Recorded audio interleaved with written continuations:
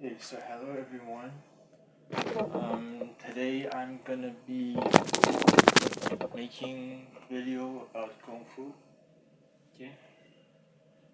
In this video I will be covering the animal styles of Kung Fu, basic philosophical approach to the basics, the foundations of animal style, how to train it, how to practice, and the theories behind these 5 animal styles.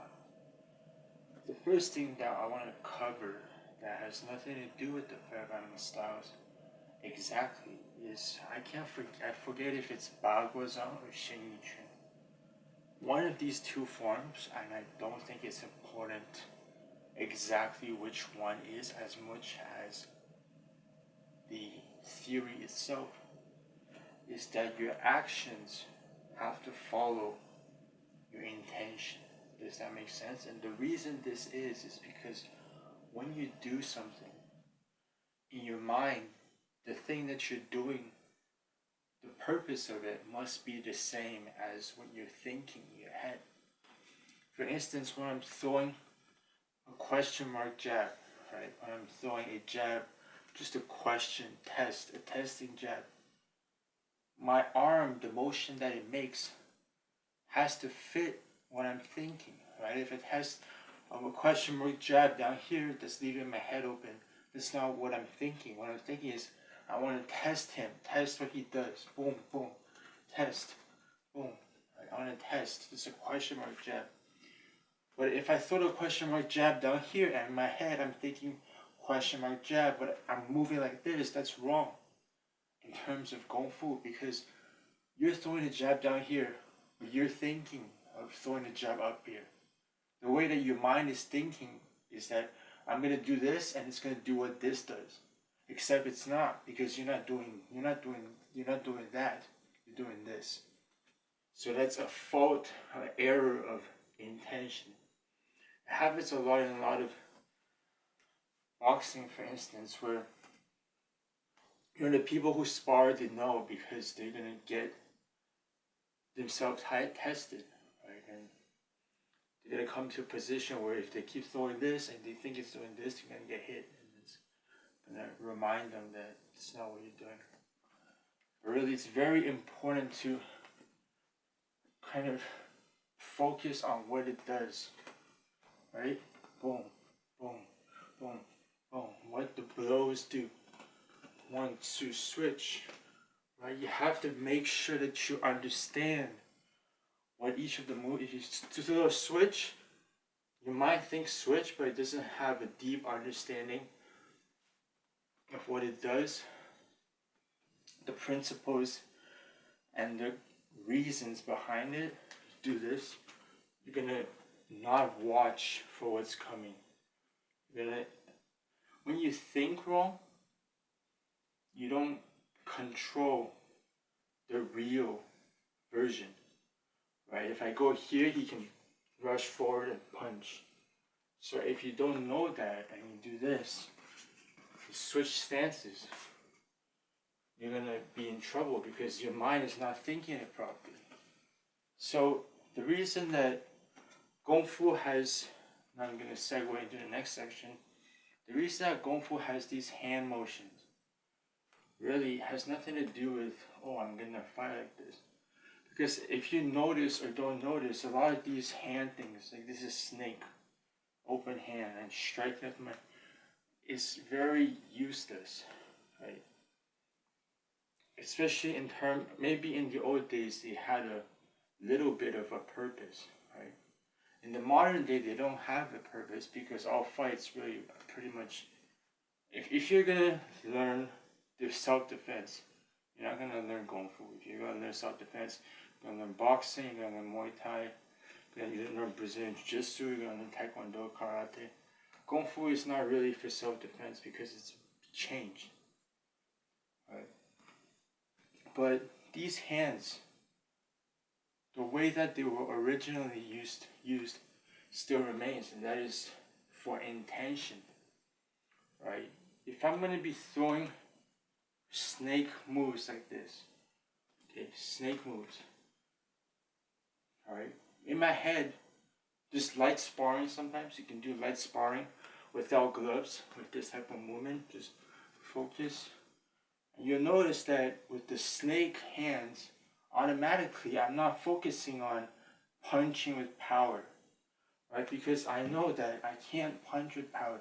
You try to light sparring a couple times, you're gonna automatically feel that the sparring is gonna force your fingers to get hurt if you do too fast. So immediately with the snake style sparring, you learn to just touch, and then when you actually go fight in boxing, you have your fist, but in your mind you can still be thinking touch. Right? It's the intention that's being trained. You're training the intention of the stick style hands, and then you're applying it in whatever you want. Right? Especially if it's boxing. It's the thing about animal style.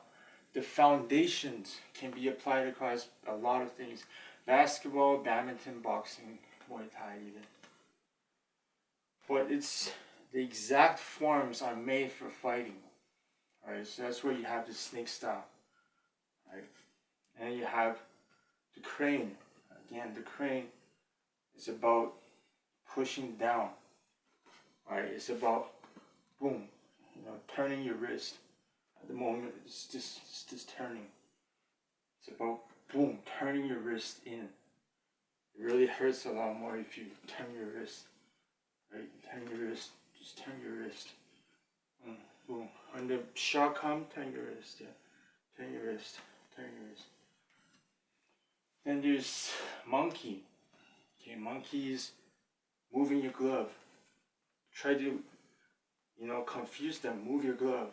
That's monkey. That's monkey. That's the monkey intention. The intention is not to attack. The intention is not to block. Your intention is to confuse. Right? That's the monkey. So this snake, crane, monkey, tiger. Tiger is big blow, right? Boom. As soon as you make your hands like this, the intention is to attack. Your hand forces the attacking intention. And your mind, you should thinking, that's tiger. So you have snake, monkey, tiger, crane, and then mantis. Mantis is focusing on the first knuckle. Mantis is focusing on, can I go and just be accurate? Boom. Right? Just one shot, boom. Between the hands. Between the hands, boom. That's your mantis. So now we have these intentions. You can expand more, you can expand less. The next thing that's really important is the form. Okay, the form, the reason you read it, you do it, is so you have the right mindset. Okay, for instance, if I'm going to be boxing using tiger style, it's just aggressive, that's fine. But if I'm going to be boxing with crane style, I get a little bit more relaxed. The purpose of this is to be able to switch between styles. One moment you're in tiger style, the other moment you're in crane style. That really messes with them. And the reason to develop this, some people are really good at imagination. So all they need to do is imagine that they're kind of doing this animal. Imagine, right? Boom, boom, boom, boom, boom, boom. And then some other people need forms. They practice the form to get a gist of what the animal style is. And then they apply it. For instance, if I do a snake,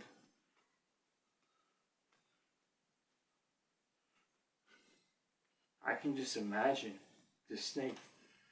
Boom, boom. If I do monkey,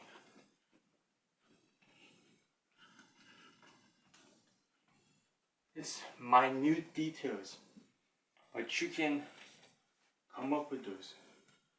And then you can use it in badminton, you can use it in basketball, everything. So yeah, that's it. Thank you.